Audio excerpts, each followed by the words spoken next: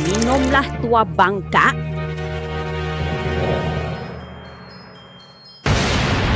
Kutuklah kau wanita durhaka. Nyahlah kau dari muka bumi ini. Kalau kau tidak bisa membayar hutang-hutangmu, terpaksa ku ambil hartamu.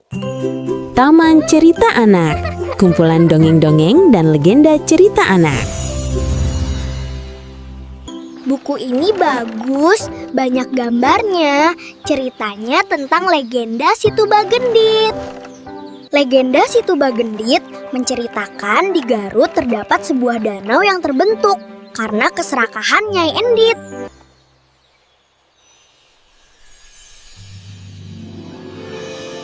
Sejak dulu kala, Kampung Sukamukti, Kecamatan Banyuresmi, Kabupaten Garut, Jawa Barat, terkenal akan keindahan alamnya dan keramah tamahan penduduknya. Penduduknya rajin bertani. Salah satu warganya terkenal karena kaya raya. Sawahnya luas, ternaknya banyak, emas, intan, peraknya banyak. Orang itu bernama Nyai Endit. Panen musim ini sepertinya cukup memuaskan, Abah. Betul, Ambu. Mudah-mudahan ada lebihnya. Bisa untuk membayar bunga utang kita ke Nyai Endit, meskipun Akang rasa cukup berat karena bunganya terlalu tinggi. Iya, bikin bingung aja, Akang.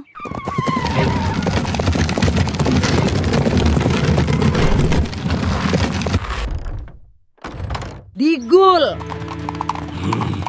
Coba cari petani yang berhutang padaku tadi. Baik, Nyonya.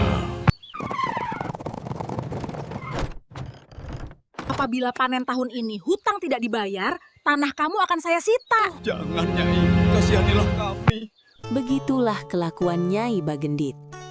Nama asli dari Nyai Endit, dia sering memeras rakyat dan menjadi rentenir di kampungnya. Nyai Endit tidak peduli dengan kemiskinan yang menjerat mayoritas warga kampung. Dia malah sibuk memperkaya Lihat diri, semua hartaku. hidup bergelimang Tak harta. ada yang lebih kaya dariku.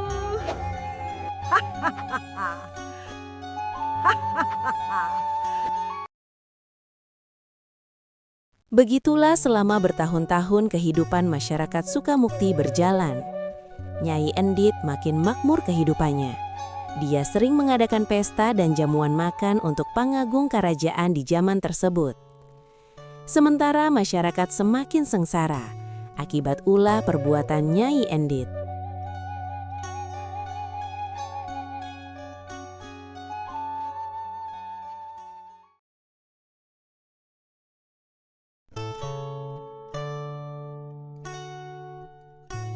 Kemiskinan yang menimpa masyarakat Sukamukti, selain karena praktek rentenir yang dijalankan oleh Nyai Endit, juga karena terjadinya kemarau panjang.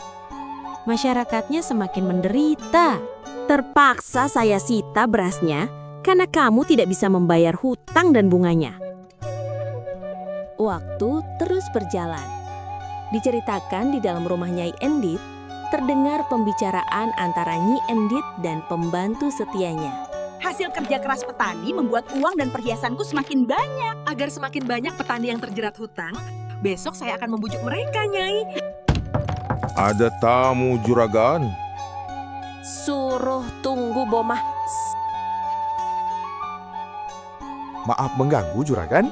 Di luar ada warga kampung sini ingin menghadap kepada juragan. Mana Bomah? Kita lihat bersama.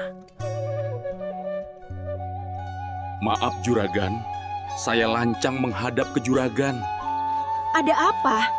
Lekas bicara.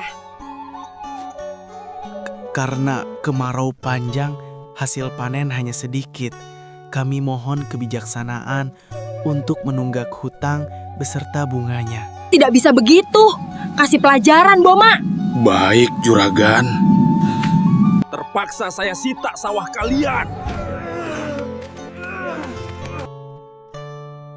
Alam indah dan kedamaian masyarakatnya perlahan-lahan mulai berubah. Akibat kelakuan Nyi Endit, kesengsaraan dan kemiskinan masyarakat di Sukamukti semakin menjadi-jadi. Sementara Nyai Endit semakin tidak peduli dengan penderitaan rakyat miskin. Uang hasil memeras rakyat miskin oleh Nyai Endit sering dipakai berpesta dengan para bangsawan dari kota.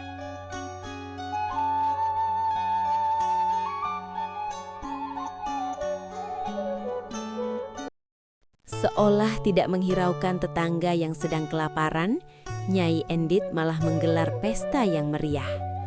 Tamu-tamu diundang untuk jamuan makan dan minum, semua tamu bergembira. Masyarakat kampung menyaksikannya dengan perut lapar. Ketika pesta sedang berlangsung, entah dari mana datangnya, tiba-tiba datang kakek-kakek Maaf pengemis. juragan, barangkali ada sisa makanan. Saya sudah dari kemarin belum makan. Tidak ada makanan buat orang miskin.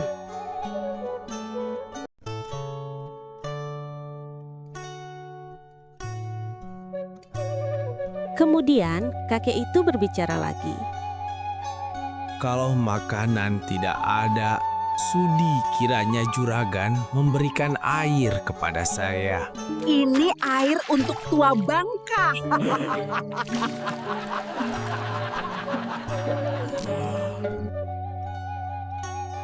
Kakek yang tadinya termenung sedih, tiba-tiba wajahnya berubah menjadi merah padam, tandanya marah. Dasar perempuan bedebah, terkutuklah kau, Bagendit.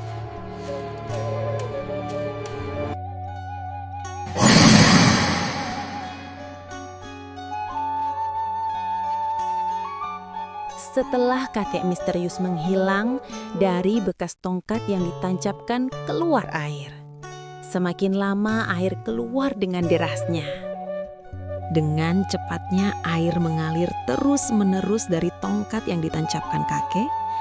Dalam hitungan menit, air semakin membesar. Nyai Bagendit beserta pembantu-pembantu dan orang tamak yang ikut ke Nyai Bagendit ikut terseret air banjir besar. Rumah penduduk ikut terendam. Syahdan menurut cerita, penduduk Sukamukti selamat dari bencana banjir yang menenggelamkan rumah tersebut. Karena sebelum kejadian banjir, kakek misterius memberi tahu dulu penduduk untuk mengungsi ke tempat tinggi. Sementara Nyai Endit dan pengikutnya mati terendam banjir. Sekarang, Situ Bagendit menjadi salah satu tujuan destinasi wisata Kabupaten Garut yang banyak dikunjungi wisatawan.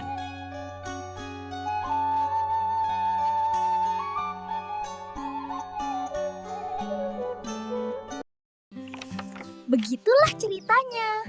Pesan moral utama dari cerita Nyai Bagendit adalah bahaya keserakahan, kekikiran, dan kesombongan yang dapat membawa kehancuran.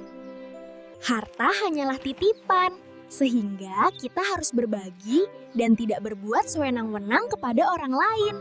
Terima kasih. Sampai jumpa di cerita anak lainnya.